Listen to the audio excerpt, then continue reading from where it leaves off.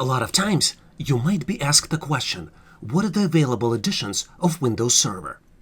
There are two editions of latest version of Windows Server that are available, Standard Edition and Data Center Edition. There are also two server forms, Server Core and Server Desktop Experience.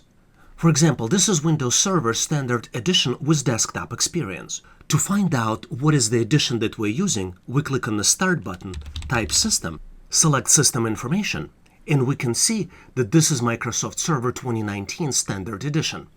In contrast, Windows Server Core will only allow you to access the server through command prompt, either using default commands for Windows Server, through command prompt, or using PowerShell. During Windows Server installation, user is presented with the screen similar to what you see on the left-hand side of the screen. You have multiple choices for each edition. For example, for Standard Edition, you can select Server Core, which is the first choice, or you can select Standard Desktop Experience. In very similar way, you can make selections for Data Center Edition. Please consider subscribing to this channel. Skills that you learn here will be helpful for you now and also in the future. You also get opportunity to help other people by answering their questions and helping them solve their challenges. If you like the content, please give this video a big thumbs up. This tells us that you need more content like this. Thanks for watching, and I'll see you in my next video.